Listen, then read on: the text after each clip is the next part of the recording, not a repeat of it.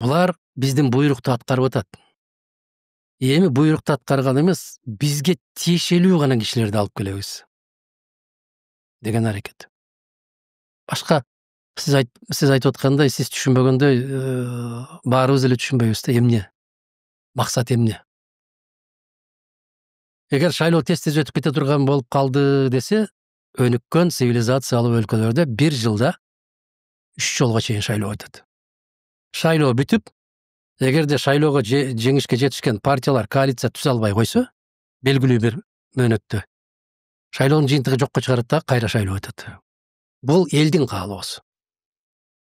Шайлоо бийликтин каалоосу болбош керек. Шайлоо бийликтин эмес, элдин каалоосу болуш керек.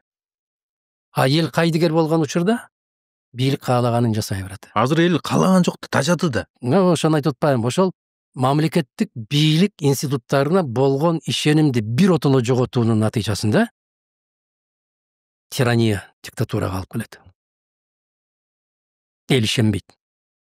Анысына деле ишенбейт, мунусуна деле ишенбейт. Анан биротоло жанагындай чейинден чыгып кеттик да, биз аябай тартипти күчөттүк деп аткан менен сиз карап көрсөңүз, мен расмий түрдө статистика комитетинин маалыматын карадым.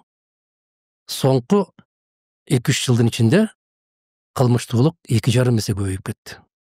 Анын ичинде оор кылмыштар аябай көбөйдү. Оор кылмыштар эң көбөйгөн аймактар Бишкек шаары менен Ош шаары. Эгер салыштырып көрсөк, жылдан жылга кылмыштуулук аябай көбөйүп баратат. Биз баягы мамлекеттик атка минерлерди гана башка көзгө койгулап, уламдан улам бир жаңы чараларды колдонуп атабыз деген менен тартип орноп атат деген сөз башка.